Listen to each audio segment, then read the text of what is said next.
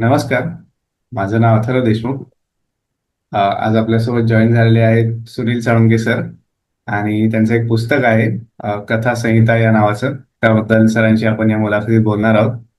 तर सरांचा मी थोडक्यात परिचय देतो. सर सोलापूर येथे नोकरी करत होते आणि सध्या निवृत्त झालेले आहेत. आणि सरांचे काही दीर्घांक आणि एक एकांकिका दिवाळी अंकातून प्रकाशित झालेले आहेत. सरांनी विविध नियतकालिकातून साहित्यविषयक लेखन केलेले आहे. आणि नुकताच सरांचा तू ही गोष्ट सांगायला नको होती हा कथासंग्रह प्रकाशित झालेला आहे. आणि या कथासंग्रहातील शीर्षक कथा जी आहे त्या कथेला रिव्ह्यू पुरस्कार मिळाला आहे. आणि सरांचं जे पुस्तक आहे त्याबद्दल आपण मुलाखतीत बोलणार आहोत. त्याबद्दल मी थोडक्यात सांगतो. कथा संहिता हे पुस्तक 2024 साली प्रकाशित झाले आहे. आणि या पुस्तकाचे प्रकाशन संधिकाल प्रकाशन या प्रकाशन संस्थेने केले आहे. आणि या पुस्तकात सरांनी त्यांना आवडलेल्या कथांचे परीक्षण केलेले आहे. पुस्तकात सरांनी अशा एकूण 30 लेखकांच्या कथांचे परीक्षण केले आहे. आणि एका लेखकावर एक असे एकूण 30 लेख या पुस्तकात आहेत. आणि या पुस्तकातील लेखांमध्ये लेखन हे मुख्यत्वे कथेचे थोडक्यात कथानक आणि आशय सांगणे, त्या कथेतील आवडलेल्या गोष्टींचे थोडक्यात वर्णन अशा स्वरूपाचे आहे. तर सर, थँक्यू, तुम्ही मुलाखतीला होकार दिलात आणि जॉईन झालात. नमस्कार. हो. अ, सर, आपण मुलाखतीची सुरुवात अशीच करू की तुमची साहित्य वाचनाची सुरुवात कशी झाली आणि आवडलेल्या कथांवर अशा प्रकारे लेखन करावे असे तुम्हाला का वाटले?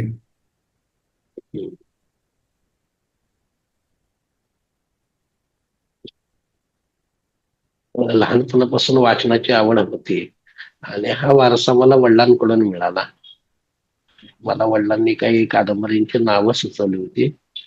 त्यामध्ये वि स खांडेकरांची मुलगा, पेंडसे यांची गारंबीचा बापू, खानोलकरांची चानी, शंकरराव खरातांचं तराळ अंतराळ, अशी काही वडिलांनी मला नावं सुचवली होती पुस्तकांची. खांडेकरांची मुलगा पण होती. त्यामुळे मी ही पुस्तकं सगळी मिळवत गेलो आणि वाचत गेलो. आणि त्याच्यातून मलाही असं वाटत गेलं की आपण हे काहीतरी लिहिलं पाहिजे. हळूहळू माझा वाचनाचा कल वाढत गेला. अं, वरचेवर म्हणजे रद्दीमधून कुठून कुठून काय काय जे मिळेल ते मग अकॅडमिक अंकाचा परिचय होत गेला. सत्यकथा, युगवाणी वगैरे असे काही अंक मी मिळवत गेलो आणि त्याच्यातून मला एक वेगळीच दिशा मिळाली. सत्यकथेच्या कथा वाचल्यानंतर ह्या काहीतरी वेगळं आहे हे रसायन सत्यकथेच्या कथेचं. मग ते त्या सत्यकथेच्या प्रेमातच पडलो मी. आणि मग त्यातून सगळे सत्यकथेचे अंक मिळवणं, वाचणं, हळूहळू त्यामध्ये लिहायला, कविता लिहायला सुरुवात झाली. कविता लिहिल्या, त्याला पारितोषिकं पण मिळाली काय काय संस्थेची. असं स्पर्धेमधून भाग घेत होतो. मग हळूहळू पुढं पुढं कथालेखन चालू केलं. आता ह्या समीक्षा म्हणता येत नाही. हे कथालेखकांवर जे लिहिलं मी, अं, विजय पाडळकरांचं सदर चालू होतं मठामध्ये, महाराष्ट्र टाइम्स मध्ये. त्या दरम्यान मलाही वाटलं की बाबा आपण मराठी कथेवर लिहावं. माझ्या मनात ही कल्पना आली. पण त्याच्या आधी मी मराठी कथेमध्ये जे निवडक आहेत लेखक आणि त्यांच्या निवडक, आता उदाहरणार्थ जे कुलकर्णींची प्रदक्षिणा किंवा भारत शास्त्रींच्या अलीकडच्या हे एका प्रेमाची दास्तान, अशा काही निवडक कथांचं संकलन केलं, टिपणं काढले. आणि त्या दरम्यान माझं लेखन चालू होतं. मी गवा बेहऱ्यांचं सोबत जे आहे, सोबत होतं त्यावेळेस, सोबत म्हणून हा प्रयोग केला. मी त्यावेळेस सॉमरसेट मॉमची एक मराठीत अनुवादित झालेली कथा मी घेतली आणि त्याचं परीक्षण केलं, सहज म्हणून पाठवलं, तर त्यांना ते आवडलं आणि ते प्रकाशित पण केलं. त्यानंतर साधनामधून अशा प्रकारचे लेख लिहिले मी. साधनामधून लाल फुलांचं झाडवर लिहिलं भारत शास्त्रींच्या. पुन्हा हेमिंग्वेच्या एका कथेवर, मराठी कथे अनुवादित झालेल्या मराठी कथेवर लिहिलं. ते प्रकाशित झालं. हे असं मग मला त्यात गोडी वाटू लागली. मग मी सगळं ते मराठीमध्ये ज्या काही मास्टरपीस आहेत कथा, त्या सगळ्या एकत्र केल्या आणि मग 7 लेख तयार केले आणि पुण्याला आलो. लोकसत्ताला त्यावेळेस अनिल टाकळकर होते.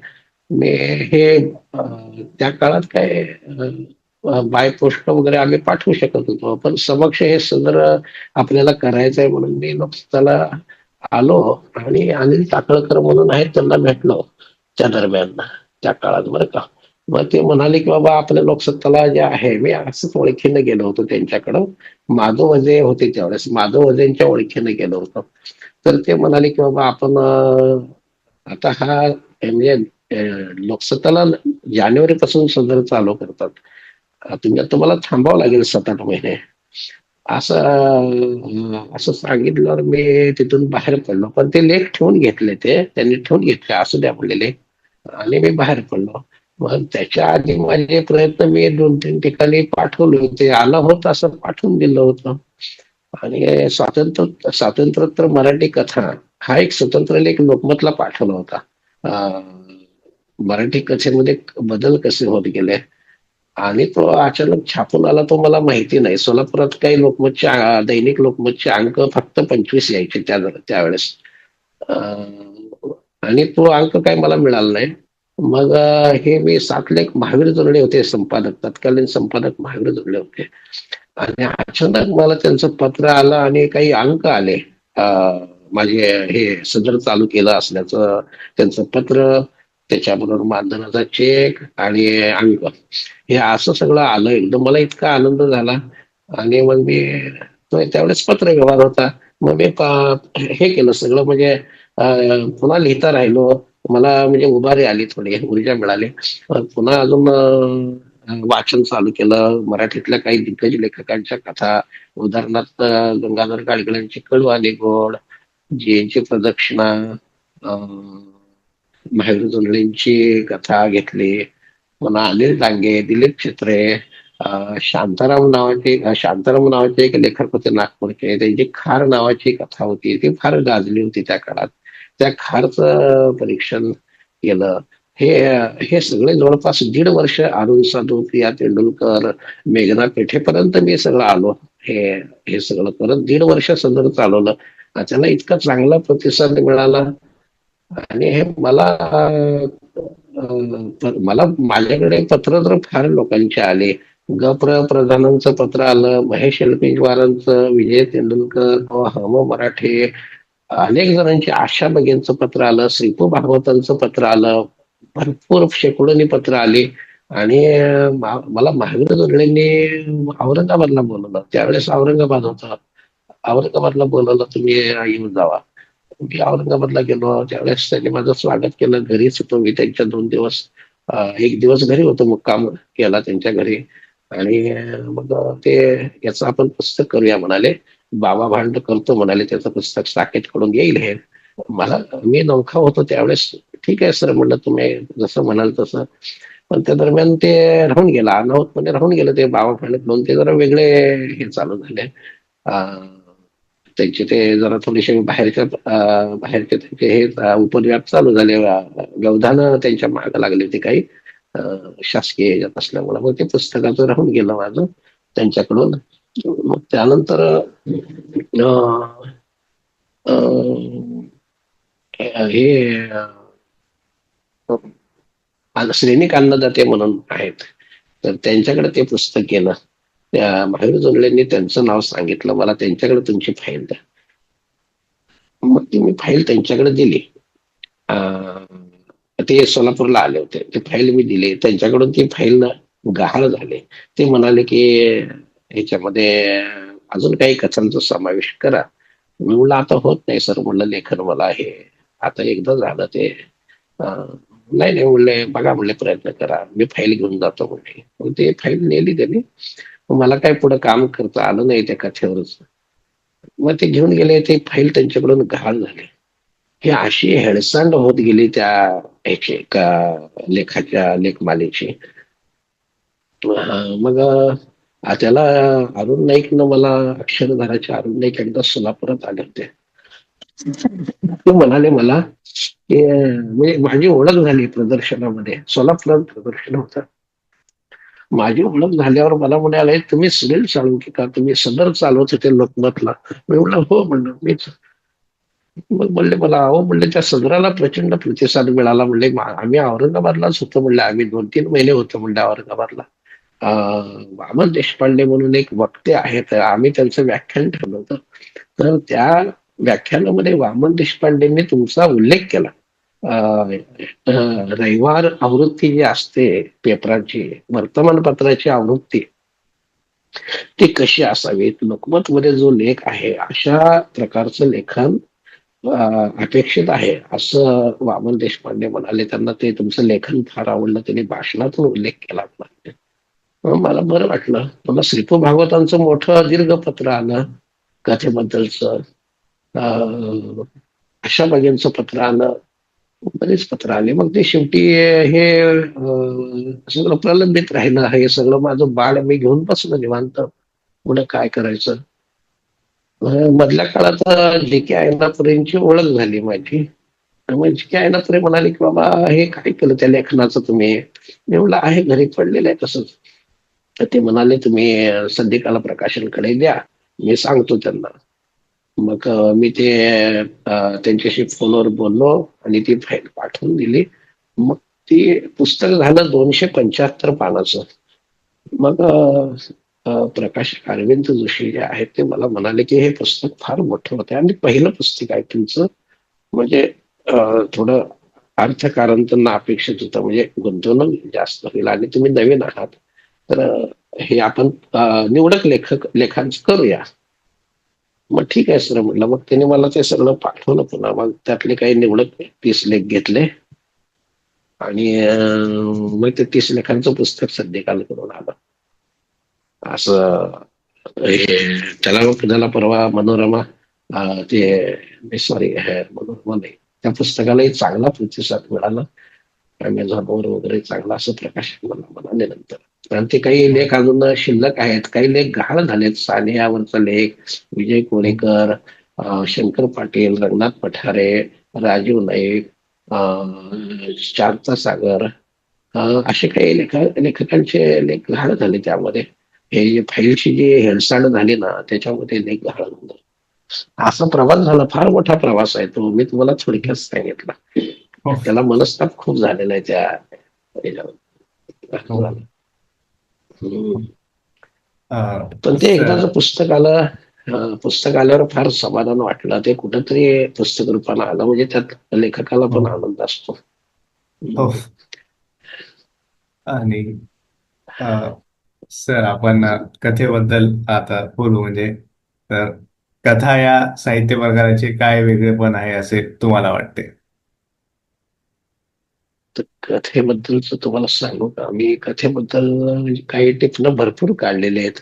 मी वेळोवेळी कथेबद्दल मला जे काही वाटतंय आतमधून, जे कथेची जी व्याख्या म्हणा, कथेबद्दलच जे म्हणजे कथा कशी असावी वगैरे, माझ्या समजुतीपुरतं काही मी हे केलेलं आहे, काही व्याख्या केलेली आहे. कथा ही कशी आहे, कथा हा प्रकार फार लवचिक आहे. हे म्हणजे अगदी दोघात देखील कथा असते. संवादामध्ये कथा आकार घेत असते. आणि दुसरी गोष्ट म्हणजे ती तिचं स्वरूप जेवढं सूक्ष्म आहे तेवढं व्यापक पण आहे त्या कथेचं. प्रश्न हा आहे ना, वेगळेपण, कथेचं हो. वेगळेपण. हो. हो. अं, अं, कथेचं वेगळेपण पहिल्यांदा कथेमध्ये आशय बघितला पाहिजे. आशयाच्या दृष्टीनं कथेकडे बघितलं पाहिजे. आणि मग नंतर रचनात्मक दृष्ट्या आणि शैली किंवा तिचा भौगोलिक परिसर, या सगळ्या गोष्टी येतात. पण आधी आशय महत्वाचा.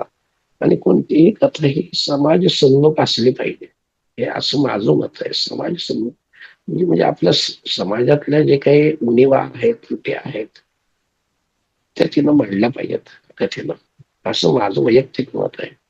त्यामध्ये आलं पाहिजे ते जे म्हणजे सर्वसामान्यांचं जे आहे विश्व, 70-80च्या दशकात जे आलं, 70-80च्या दशकात सत्यकथा युगवाणी मधून जे लेखन येत गेलं, अकॅडमिक अंक भरपूर होते त्या काळात. त्याच्यातून जे लेखन येत गेलं आणि त्या काळात लिहिणारे लोक होते, भरपूर होते. आता आजला संख्या फार तशी नगण्य आहे, पण त्या काळात भरपूर लिहिणारे होते. आणि सगळे कविता, लेखकानं कथाही लिहायची, कविताही लिहायची, समीक्षाही लिहायची. आता गंगाधर गाडगिळांनी कादंबरी लिहिली, कथा लिहिल्या, कविता लिहिली, किंवा अजून व्यंकटेश माडगुळकरांनी ललित लिहिला, गावाकडच्या गोष्टी लिहिल्या. एक मला वाटतं एक जे कुलकर्णी, अरविंद गोखले यांचा अपवाद सोडला तर हे बाकी बाकीच्यांनी बरंच हे केलेलं, सगळे प्रकार हाताळलेले आहेत.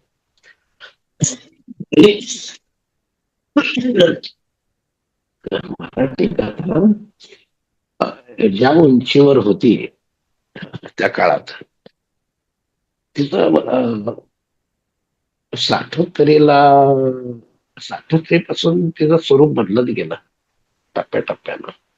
साठोत्तरी आपण म्हणतो कशाला, मला वाटतं 100 वर्ष कथेला पूर्ण झाली काहीतरी. अं, मला वाटतं 2000 साली, 1992 का काहीतरी, आठवत नाही निश्चित. अं, 60 नंतर कथा वर्तमान मानस जे बदललं 60 नंतर, 60 1960 नंतर. आधी जे फडके खांडेकरांचं जे युग होतं ते युग संपत आलं होतं. आणि हे माडगुळकरांची देवा सटवा महार नावाची एक कथा अभिरुचीमध्ये आली होती त्या काळात. अं, त्यांना पहिला क्रमांक त्या कथेला मिळाला होता. व्यंकटेश माडगुळकरांना देवा सटवा महार. आणि हे तेव्हापासून ते म्हणजे कथेची व्याख्या बदलत गेली. म्हणजे ती वर्तमान किंवा महानगरातलं जे वास्तव आहे ते मांडत गेले कथा हळूहळू. ते जरूर बदलत गेलं ते. आणि त्या काळात ग्रामीण कथा होत्या, दलित कथा, मुस्लिम कथा, अजून मध्यमवर्गीयांची कथा. आणि अशी कथेची वेगवेगळी रूप भरपूर होती त्या काळात. म्हणजे आणि ज्याचं त्याचं शंकर पाटील ग्रामीण लिहायचे, आनंद यादव ग्रामीण लिहायचे, हे अशी वर्गवारी होती. आता ती वर्गवारी नाही आहे, त्या काळात होती ती वर्गवारी. अं, ती वर्गवारी नष्ट झालेली आहे. आणि त्याच्यातून तो वर्तमानाचा जो वर्तमान सद्यस्थितीतलं जे वास्तव आहे त्या काळातलं, ते वास्तव मात्र कथेनं पूर्ण आपल्या कवेत घेतलं होतं. म्हणजे कमांड घेतली वर्तमानावर, वास्तवावर, आणि ते व्यक्त केलं कथेनं. त्यामध्ये व्यक्त होत गेली, त्यातून ते जे परिस्थिती आहे त्यातलं गांभीर्य, किंवा म्हणजे विस्कटलेले नातेसंबंध जे विस्कटत चालले होते, ते पण त्यामध्ये प्रतिबिंबित होत गेलं त्या शाकंतरीच्या कथेमध्ये. त्यामुळे त्याला एक वेगळेपण प्राप्त झालं. हळूहळू 90 पर्यंत होत ते. 90 नंतर मग अजून कथेचं थोडस हे बदललं, रूप बदललं. ती कथा थोडी आता अधिक विकसित होत गेली म्हणायचं का. त्या लिहिणाऱ्यांची संख्या मात्र कमी आहे सध्या. या 2 दशकात कथा लिहिणाऱ्यांची संख्या फार कमी आहे, म्हणजे 70-80च्या तुलनेत. आता जे लिहित आहेत ते महानगरीची कथाच लिहित आहेत. अगदी जे आजचं जे व्यामिश्र जीवन आहे त्या जीवनाचंच प्रतिबिंब आहे आज सुद्धा. म्हणजे परिस्थितीत बदल जसा होत गेला तस तसं मराठी कथेमध्ये ते हे होत गेले, तद्रूप मराठी कथेनं स्वीकारलेलं आहे. असं झालं. आणि आणि असे शेवटी हो, आणि सर एखादी कथा चांगली आहे हे तुम्ही कसं ठरवता, म्हणजे तुमचे काय निकष आहेत आणि ते काळानुसार कसे बदलत गेलेत असं तुम्हाला वाटतं?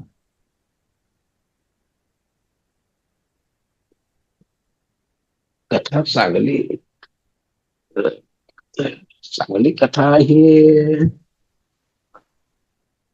ती वैश्विक स्वरूपाची असते. ती विस्मरणात जात नाही.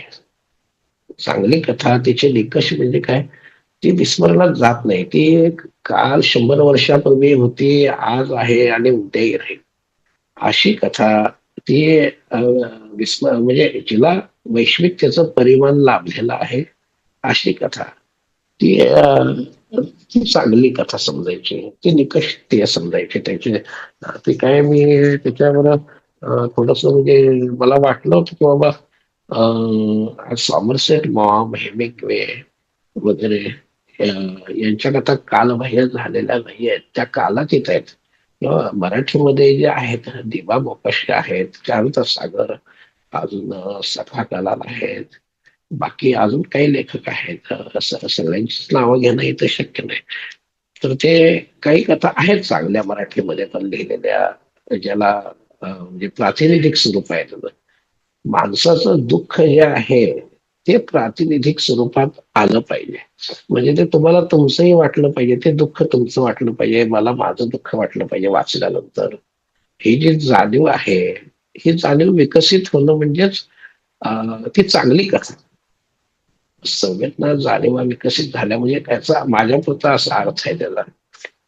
जाणीवा तुमच्या विकसित झाल्या पाहिजेत आणि ती कथा तुमच्या आतपर्यंत पोचली पाहिजे. आणि ती विस्मरणात, आता विस्मरणात न जाणाऱ्या कथा भरपूर आहेत. आता दिबा मुकेशींची आता आमोद सुनासी आले, किंवा कडू आणि गोड मधली सुशीला, गंगाधर गाडगिळांची, किंवा तराळ अंतराळ शंकरराव खरातांचं धर्मा मास्तर, धर्मा मास्तर, चारुता सागरचं न लिहिलेलं पत्र, अजून एका प्रेमाची दास्तान मधील इंदू, हे भारत शासनाची कथा आहे. अजून किंवा अरुण साधूचा झिपऱ्या, अशी बरीच नावं घेता येतील. किंवा दिलीप चित्रांचे केसाळ काळोभर पिल्लो, हे असे काही म्हणजे ज्याने काही एक हे केलं त्या त्या काळामध्ये आपली एक त्या कथेनं हे केलं, एक मास्टरपीस म्हणून ज्या गणल्या गेल्या मराठी साहित्यात, अशा कथाच वाचलं आणि निवडलं आणि त्यावर लिहिलं. आणि आता ते उदाहरणादाखल तुम्हाला एक हे सांगतो. म्हणजे मराठी हे सॉमरसेट मॉमची कथा आहे का, ती सोबत मध्ये आलेली आहे त्या ह्याच्यामध्ये. मी त्या कथेचं विश्लेषण केलं होतं थोडक्यात. तर ते तो मालक, बंगल्याचा मालक आणि त्यांच्या घरातली नोकरानी, हे दोघ जण म्हणजे ते नोकरानी, तो एकदा दारूच्या नशेत येतो आणि चुकून त्याच्या हातून नको ते कृत्य घडतं. पण दुसऱ्या दिवशी त्याला सकाळी जेव्हा जाग येते मालकाला, तेव्हा तो आपल्या हातून काय झालं, हे आपण काय करून बसलो, त्याला तसं त्याची त्याला शरम वाटू लागते. तो ती नोकरानी जी असते, ती नोकरानी सहज भावानं चहा घेऊन कॉफी घेऊन येते त्याच्या बेडरूम मध्ये. तर त्याला तो ती काही तिच्या चेहऱ्यावर भाव नसतात, ती चहा कॉफी ठेवते आणि निघून जाते. मग ही तर कथा, एवढीच कथा आहे, अगदी छोटी कथा आहे ती. तर त्या एक हे जे आहे त्यामध्ये मी थोडं त्या कथेवर मला आठवते. प्रिचर्ड नाव आहे तिचं. म्हणजे इतरांच्या दुःखाकडं जेव्हा आपण निर्विकारपणे पाहत असतो, इतरांच्या दुःखाकडं, तेव्हा आपण स्वतःला सुखी समजत असतो. पण इतर व्यक्ती म्हणजे वस्तुतः आपणच असतो. खरे सुख हे स्वतःसाठी काही मिळवण्यात नसते, हे रिचर्डला कोणी सांगावे. रिचर्ड या मालकाचं नाव आहे. त्या माणसांच्याच नव्हे तर प्राण्यांच्या भावना देखील जाणण्याची क्षमता घरकाम करणाऱ्या प्रिचर्ड जवळ आहे. प्रिचर्ड त्या नोकरानीचं नाव आहे. म्हणजे ती ती परिस्थितीचा गळफास आहे तिच्या गळ्यामध्ये. ती काही बोलू शकत नाही, जे घडलंय ते घडलंय, ते पुन्हा त्यावर चुकार शब्द काढत नाही, आणि ती म्हणजे सहज भावानं घेते आणि त्यावर काही प्रतिक्रिया देत नाही. ती त्याच्यामध्ये ते हेमिंग्वेची जी कथा आहे ती फार चांगली आहे. त्याच्यामध्ये त्या ह्याच्यामध्ये आलेले, मी त्यावर लिहिलेलं आहे, हेमिंग्वेचा म्हातारा. त्या म्हाताऱ्याजवळ खर तर तो बाउंड्रीवर असतो, राहत असतो. एक बाउंड्री, दोन देशाच्या मधली बाउंड्री जी आहे तिथं तो राहत असतो. अगदी साधी कथा आहे. आणि युद्ध वगैरे झालेलं आहे. आणि युद्ध, आणि काही शहरातले लोक आपल्या सगळ्या वस्तू, स्त्रिया सगळं शहराकडे, आपापल्या गावाकडे निघालेले आहेत. पण त्या गावातला एक म्हातारा मात्र एका पुलाजवळ बसलेला असतो. तो काहीतरी हरवल्याचे भाव त्याच्या चेहऱ्यावर असतात. शत्रू कुठपर्यंत आला आहे हे पाहण्यासाठी तिथे एक अधिकारी नेमलेला होता. त्याने म्हाताऱ्याची विचारपूस केली आणि त्याला विचारलं, आपण कोणत्या गटातले? तेव्हा तो म्हातारा म्हणतो की माझा कुठल्याही गटाशी संबंध नाही. यावर अधिकारी बोलत नाही. या अधिकारी निघून जातो. पण त्या म्हाताऱ्याला, त्याच्या डोक्यावरून कबूतर उडत जातात. कबूतर त्या म्हाताऱ्याच्या डोक्यावरून तो हे तर जातो. मग त्या कबुतराच्या चिंतेनं तो ग्रासला जातो म्हातारा. हे कबूतर आता कुठं जातील? आता युद्ध थांबलेलं आहे सध्या. पण हे पक्षी जातील कुठं उडून? मला त्यांना गाठता नाही आलं तर मी काय करू? ते जगतील कसे? आणि आभाळाकडे पाहत तिथून तो उडतो. शत्रूचे विमान वातावरणात गिरट्या घालत असते. आणि म्हातारीच्या दृष्टीने एक समाधान असतं, म्हणजे तो सध्या युद्ध थांबलेलं आहे आणि पक्षी आपल्या घराकडे निघालेले आहेत. एवढं समाधान त्याच्या चेहऱ्यावर असतं. निदान आजच्या रात्रीपुरतं तरी युद्ध थांबलेलं आहे आणि पक्षी आपल्या घरट्यात परततील. याच्यामध्ये काय या कथेमध्ये आहे. पण हे जे वाटणं आहे, आतून वाटणं जे आहे, जे प्रेम आहे, एका अदृष्टाच्या वाटा ज्या असतात, अदृष्टाच्या म्हणजे न दिसणाऱ्या त्या वाटा या असतात, ज्या कोणाला दिसत नाहीत.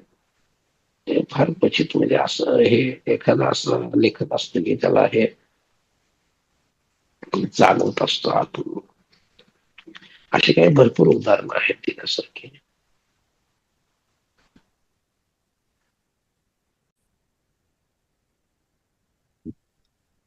अ, आणि सर, म्हणजे कथेचे परीक्षण करताना कुठल्या गोष्टींना महत्त्व दिले जावे किंवा अधोरेखित केले जावे असे तुम्हाला वाटते?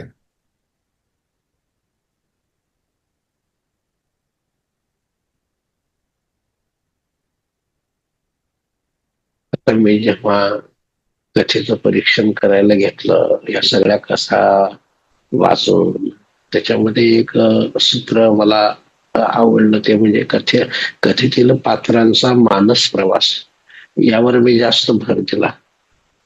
भौगोलिकतेकडं जास्त लक्ष दिलं नाही. कथेतला जो परिसर आहे तो देखील महत्वाचा असतो. आणि मला मानस प्रवास, पात्रांचं जे हे आहे, जीवन किंवा परस्पर संबंध, नातेसंबंध, किंवा जे काही त्यांच्या दैनंदिन जे घटित असतात आणि त्याच्यातून जे काही प्रतिक्रिया निर्माण होतात, म्हणजे त्याच्यामध्ये सकारात्मक, नकारात्मक जे काही आयुष्यातल्या ज्या काही उलाढाली होतात आणि त्याच्यातून त्याची जी मानसिकता निर्माण होते, त्यावर जास्त मी भर दिलेला आहे परीक्षण करताना. आता त्याचे निकष वेगवेगळे असू शकतात. कथेमध्ये भौगोलिक परिसर देखील महत्वाचा असतो, जेणेकरून ती कथा तुमची त्या कथेला वेटेज येतं. भौगोलिकता आली म्हणजे वातावरण निर्मिती म्हणतो आपण त्याला. वातावरण निर्मिती, अजून आपापसातले संबंध, किंवा अं,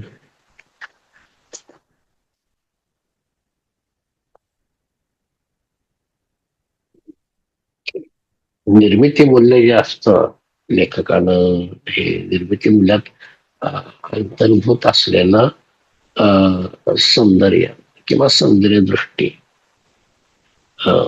ती तुमच्या अं, अं, संवेदनेला किंवा जाणीवा विस्तारणारे असल्यामुळं ते जरा लक्ष आपण म्हणजे परीक्षण करताना त्याचा विचार केला पाहिजे की आपल्या जाणीवा संवेदनांना ते आजपर्यंत पोचलंय का, किंवा आपल्या हे अं, मूलभूत सत्य जे जीवन जे मूलभूत सत्य आहे ते मांडलेलं आहे कथेने. अंगाला देखील कथेचं परीक्षण करता येतं. शिवाय वर्तमान काळ, कथेतला वर्तमान काळ, आणि शक्यतो आपल्या मराठी कथेमध्ये भूतकाळ वर्तमान काळ अधिक तर आलेला आहे.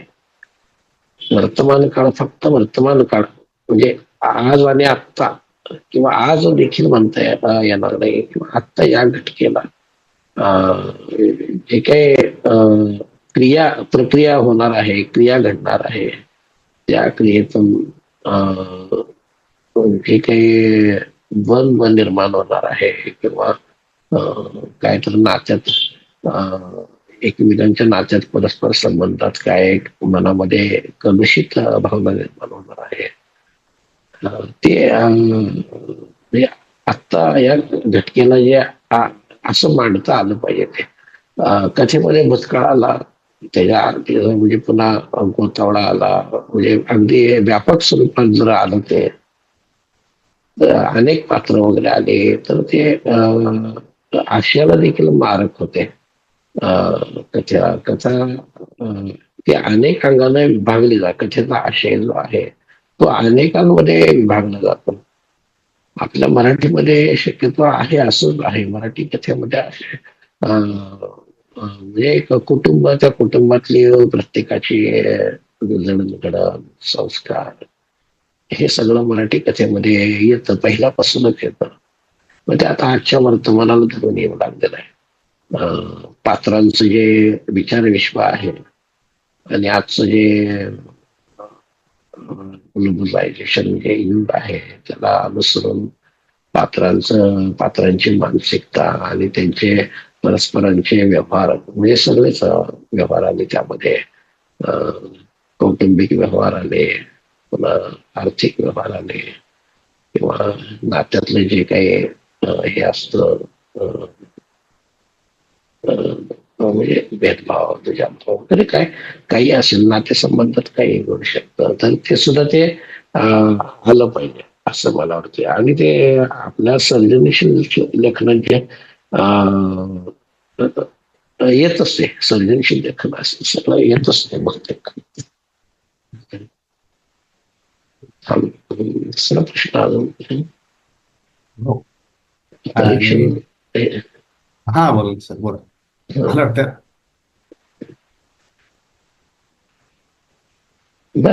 हे आहे तसं बऱ्याच अंगानं परीक्षण करता येतं त्याच्यामध्ये, बऱ्याच अंगाने. आता मी माझ्यापुरतं सांगितलं की बाबा हो की मी कथेचा मानस प्रवास जो आहे त्या पात्रांचा मानस प्रवास आणि सभोवताल, त्याचा सभोवताल आणि सभोवतालाशी असलेले त्याचे संबंध, या हो. या अंगाने मी सगळं परीक्षण करत गेलेलं आहे त्या पुस्तकात. आणि सर, मराठी कथांवर कुठल्या प्रवृत्तींचा किंवा साहित्यिक प्रवाहांचा प्रभाव तुम्हाला विशेष करून जाणवला? म्हणजे तुम्ही एवढ्या मराठी कथा कथेवर वाचलेल्या आहेत, तर मराठी तुम्हाला काय कथेवर वाटतं याबद्दल? आणि जमल्यास या संदर्भात काही उदाहरणे देऊ शकाल? मराठी कथेवर मध्यमवर्गीयांचा प्रभाव पूर्वी पण होता आणि आताही आहे, आणि आजच्या काळात पण आहे तो. आज म्हणतात की मध्यमवर्गीयांची कथा, पण माझं स्वतःचं मत असं आहे की मध्यमवर्गीयता ही तुमच्या जाणीवांशी निगडीत आहे, तुमच्या संवेदनाशी निगडीत आहे. मध्यमवर्गीयता ही परिस्थितीशी निगडीत नाहीये. हे माझं वैयक्तिक मत आहे की बाबा आपण म्हणतो की हा मध्यमवर्गीय, हा उच्च मध्यमवर्गीय, हा अशी जी विभागणी केली जाते, तर मला स्वतःला असं वाटतं की मध्यमवर्गीय जाणीव जी आहे ती विकसित होत गेलेली आहे मराठीमध्ये, वेळोवेळी विकसित होत गेलेली आहे. आणि ही जाणीवच आज बेस आहे मराठी कथेचा. मध्यमवर्गीयता जी आहे ही हा बेसच आहे आपल्या मराठी कथेचा. ती आजतागायत आहे, ती प्रवृत्ती आहे एक प्रकारची. मध्यमवर्गीयता ही एक प्रवृत्ती आहे, ही परिस्थिती सापेक्ष नाही आहे. अर्थात मराठी कथा ही परिस्थिती सापेक्षच राहिलेली आहे आजचा काय.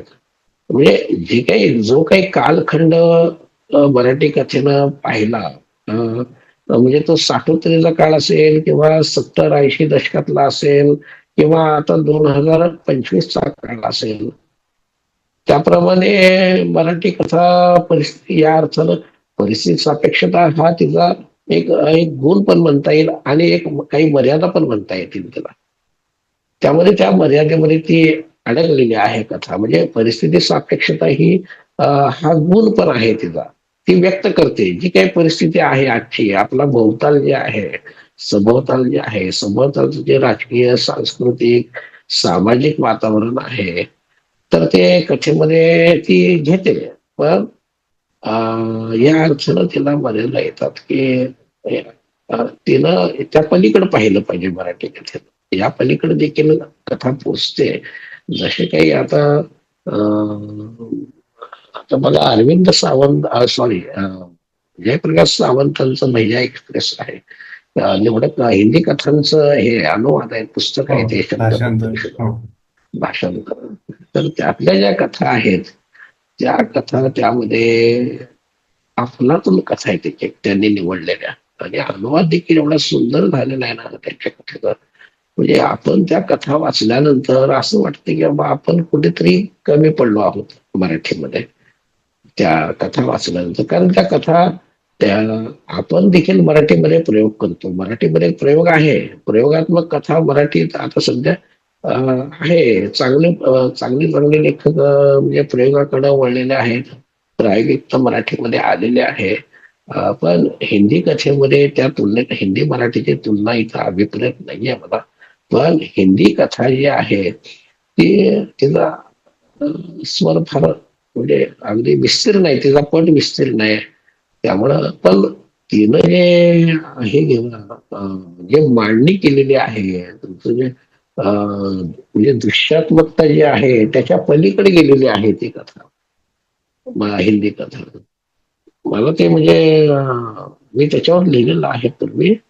म्हणजे खरं तर मराठीला सांस्कृतिक वारसा आपला परिघ फार मोठा आहे. इतर भाषिक राज्यापेक्षा आ- आपल्या आर्थिक दृष्ट्या देखील आपण तसं संपन्न आहोत मराठीमध्ये, बरं का? हा. तरी सुद्धा आपलं आपला थोडासा सांस्कृतिक परिघ जो आहे तो संकुचितच आहे. म्हणजे हे नाही त्यात म्हणजे काय प्रकार आहे. पण आपल्याकडे ज्या कथा निर्माण झाल्या त्या बऱ्याच उणिवा वाटतात मला त्यामध्ये. आजच्या प्रतिकूल व्यवस्थेचा जो चेहरा आहे तो यायला पाहिजे, तो मराठी कथेमध्ये तेवढा प्रभावीपणे येत नाही. हिंदी कथेमध्ये जसं आता उदय प्रकाश आहेत, रघुनंदन त्रिवेदी आहेत किंवा आजचा कुमार मोड, संजय काती आहेत, हे अफलातून आहेत. मग ते तुम्हाला ते म्हणजे वाचले की बाबा हे काहीतरी. देवीप्रसाद मिश्र आहेत, देवीप्रसाद मिश्र, ते गणेश स्तुतींचा अनुवाद वाचला, फार सुंदर पुस्तक, सुंदर कथा आहेत. काय कथा आहेत त्या, बापरे. आपण त्या पलीकडं म्हणजे मग आपण स्वतःला शोधत जातो बाबा हे आपण म्हणजे आपल्या मराठी कथा काहीतरी उणीव आहे. आपली कथा, मराठी कथा परिस्थिती सापेक्षता असली तरी ते हा एक हे गुणवैशिष्ट्य आहेत तिच्यामध्ये. पण त्या पलीकडे तिनं पाहिलं पाहिजे असं मला वाटतंय. हो, पण सर, म्हणजे मध्यमवर्गीय बेस आहे मराठी कथेचा, हं, याबद्दल थोडे काही हं. उदाहरणं देऊ शकाल का, किंवा अजून थोड्या सोप्या भाषेत सांगू शकाल का? मध्यमवर्गीयता हे जे श्रेष्ठ साहित्य गणलं गेलं 70-80 दशकात, 60-70च्या याच्यामध्ये जे म्हणजे श्रेष्ठतेचे निकष ज्या साहित्याला लागू झाले ती मध्यमवर्गीयांचीच कथा होती. जे काही त्या काळात माडगुळ असतील, भावे असतील, जी. ए. कुलकर्णी असतील किंवा अनिल डांगे, दिलीप क्षेत्रे, नरेश कवडे, श्रीदा पानवलकर आहेत, विजया राजाध्यक्ष आहेत, या सगळ्यांच्या कथा काही निवडक कथा यांच्या आहेत किंवा विजय तेंडुलकरांनी पण कथा लिहिल्या. आनंद यादवांच्या कथा आहेत, चारुता सागर आहेत, दिबा मुपाशी आहेत, सखा कलाल आहेत. एक यांच्या या सगळ्यांच्या ज्या कथालेखन वाचल्यावर एक लक्षात येते की मध्यमवर्गीय जाणीव जी आहे ती घट्ट पकडू नये म्हणजे कथेला, म्हणजे लेखकाला देखील. यस, आता उदाहरणादाखल तुम्हाला अशा बऱ्याच कथा आहेत. आपण ग्रामीण कथा म्हणतो, आता आमोद सुनासे आले, देबाबा कशाची कथा, ती ग्रामीण पार्श्वभूमी आहे.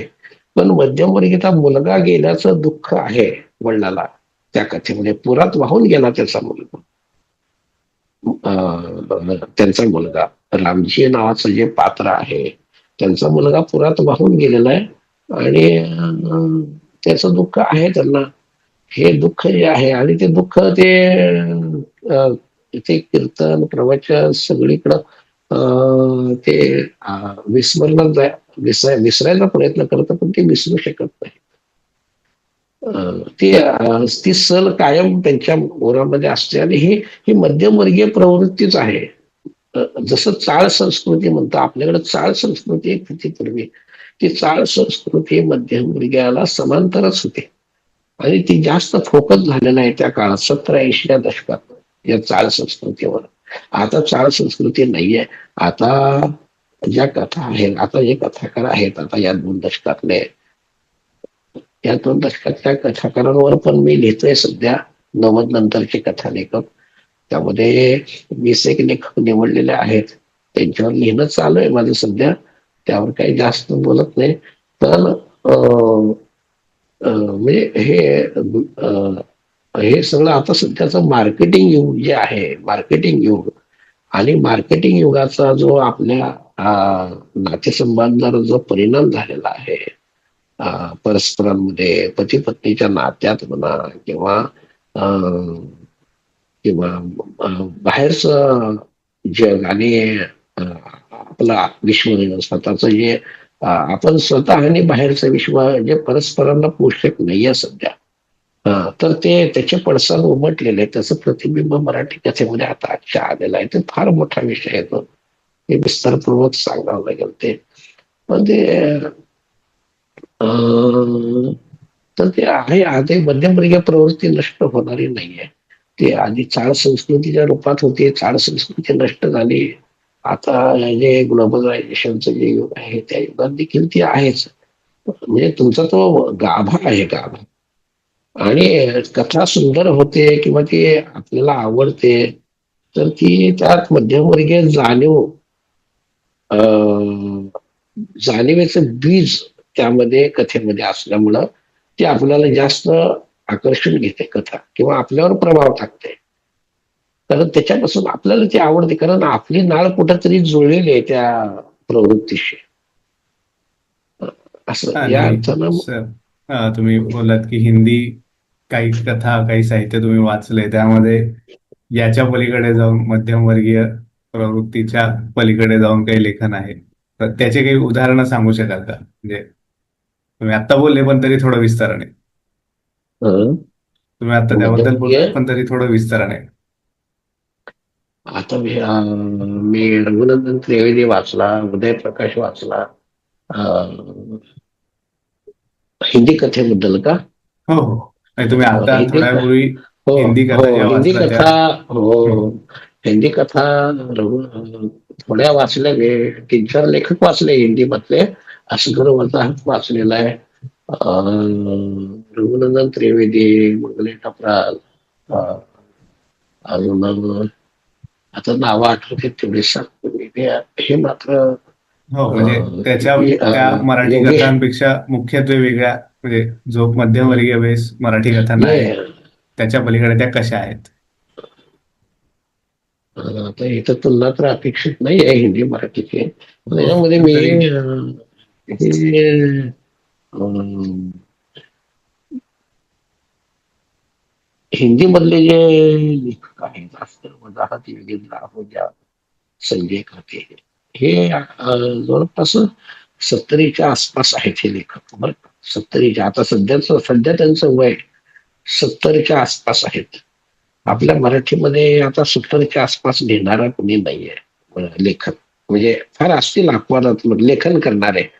किंवा आजचं जे वर्तमान आहे, आजचं जे प्रक्षुब्ध किंवा ज्वलंत वर्तमान जे आहे आपलं, किंवा आपली सामाजिकता मांडणार मराठीमध्ये असतील आव्हानात्मक, मला तर आठवत नाही.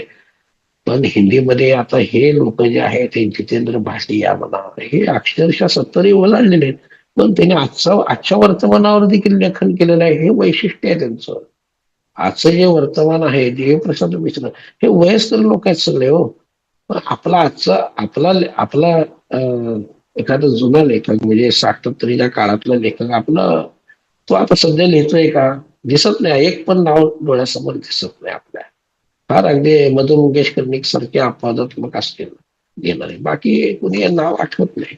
पण हे लोक आज 70च्या आसपासून ते आजचा जो वर्तमान आहे प्रक्षोभक, म्हणजे जे काही आपण हे झालेलो आहे सध्या, म्हणजे सगळ्याच प्रश्नांनी त्रस्त झालेला आहे वर्ग, आपला सर्वसामान्य वर्ग. म्हणजे ज्याला बहुजन जाणीव म्हणतात, बहुजन जाणीव, ती हे विस्कळीत झालेली आहे. ती म्हणजे अं, काय म्हणतात त्याला, बहुजन जाणीव जी आहे ती मांडलेली आहे या लोकांनी. आणि ती जाणीव जी मांडलेली ती, ते तुम्ही वाचल्यानंतर ते अंगावर येणार, अक्षरशः अंगावर येणार लेखन आहे ते. म्हणजे तुम्ही वाचलात ना, आता उदाहरण दाखल आता मी वाचून, मी बरेच दिवस झाले रघुनंदन त्रिवेदी सगळा वाचलेला आहे. त्याच्यामध्ये म्हणजे विसरणाऱ्या कथा आहेत सगळ्या हो. काय ते असं तुम्हाला संक्षिप्त रूपात सांगता नाही येणार मला. पण हे जे आहे त्यांची जे अं, अं, त्यांच्या वर्तमान व्यवस्था जी आहे, वर्तमान व्यवस्था आणि त्याच्यामध्ये सर्वसामान्यांचा होणारा संघर्ष, तो इतक्या ताकदीनं आलेला आहे ना, तो म्हणजे काल पण ताजा वाटेल तुम्हाला, काल आज पण ताजा वाटेल आणि उद्या देखील तो ताजाच वाटेल. उद्या तुम्ही 10 वर्षाला जरी 20 वर्षाला वाचलात ती कथा, तर ती आजच्या काळाला समांतरच वाटेल. हे तिचं हे महत्वाचं आहे, वैशिष्ट्य आहे तिचं हिंदी कथेचं. त्यामध्ये उदाहरणं म्हणजे आता मला कथेचं उदाहरण पर्टिक्युलर देता येणार नाही, कारण उदय प्रकाश सगळं वाचलेलं आहे. म्हणजे कथा वाचलेल्या आहेत, हिंदी कथा वाचल्या आहेत, मराठी कथा वाचल्या आहेत, मराठीमध्ये अनुवाद केलाय जयप्रकाश सावंत सरांनी. आणि रघुनंदन त्रिवेदीचा चांगल्या कथा आणल्यात त्यांनी हिंदीतल्या. असे काही योगेंद्र आहुजा किंवा स्वयंप्रकाश आहेत. स्वयंप्रकाश अवांतर वाचलेला आहे. कुमार अंबुज आहे. कुमार अंबुज तरुण लेखक आहे. कसलं लेखन आहे ते, काय म्हणजे आपण म्हणजे कसं आहे, प्रायोगिक पण आहे. प्रायोगिकता कशी असावी, आपल्याकडली प्रायोगिकता कसं आहे, म्हणजे थोडी असं वाटतं की प्रायोगिकता आपल्याला कळाली असं वाटतं, म्हणजे लेखकाला देखील त्यातलं प्रायोगिकत्व समजलेलं आहे किंवा कसं आपल्याला म्हणजे आपल्या तर चिमटीत सापडत नाही. वाचकांना कळाली पाहिजे प्रायोगिकता त्यातली. त्यातली जी प्रायोगिकता लेखकानं मांडलेली आहे ती वाचणाऱ्याला कळाली पाहिजे, की बाबा याचा म्हणजे लेखकाला काय अभिप्रेत आहे इथं सांगायचं, हे कळायला पाहिजे. आणि जे विखंडित वास्तव जे आहे आपलं,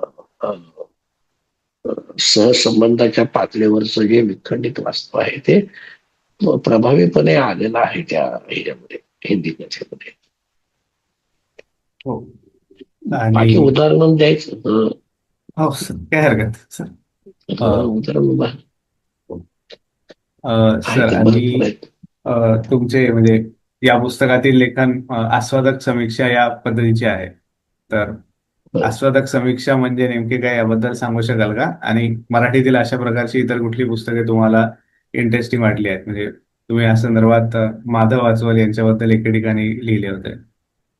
हं, हं.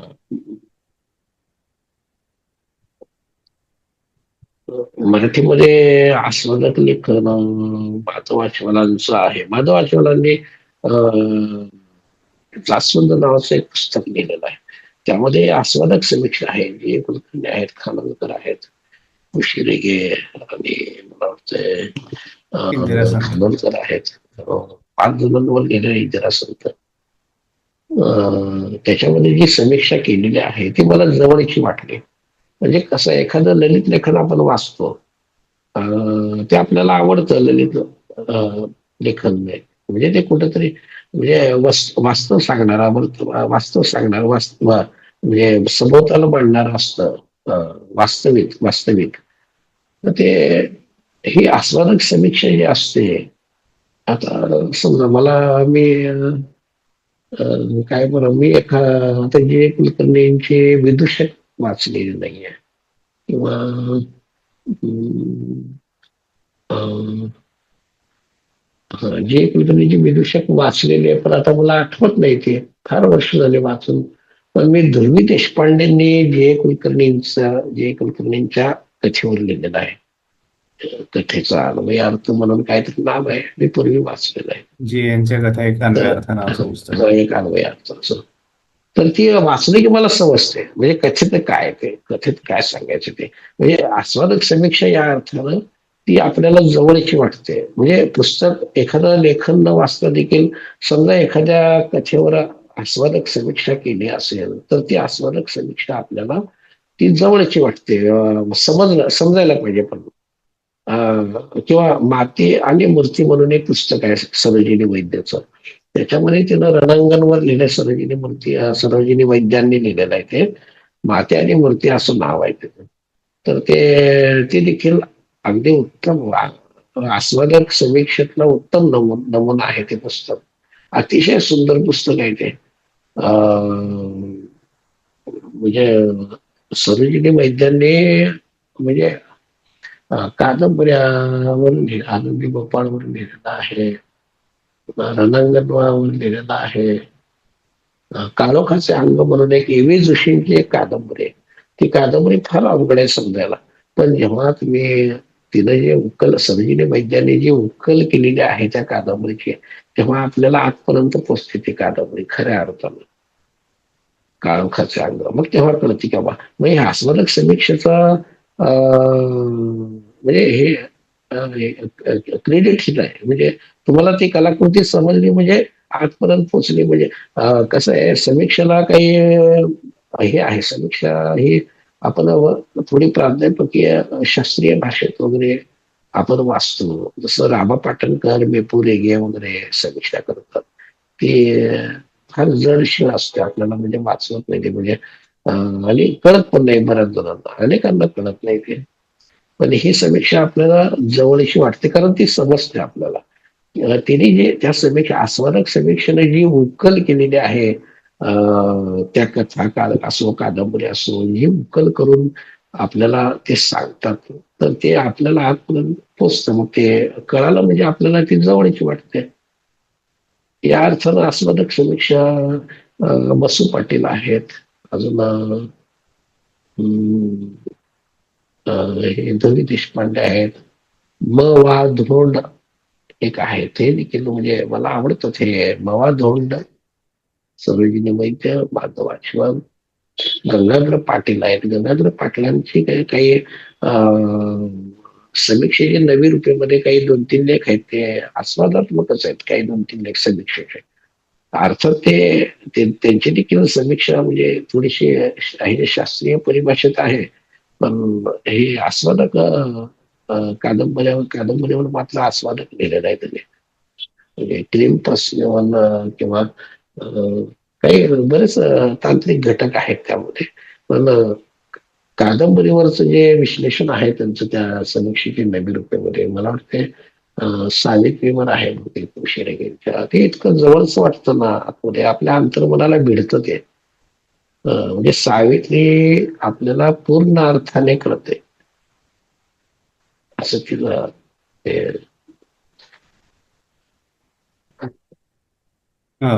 सर, थँक्यू, तुम्ही मुलाखत दिली. आणि सरांचं जे पुस्तक आहे कथा संहिता, ते पुस्तक विकत घेण्याची लिंक मी या व्हिडिओच्या डिस्क्रिप्शन मध्ये देत आहे. ज्यांना इंटरेस्ट असेल ते चेक करू शकता. Thank you sir. हो, धन्यवाद. हो सर.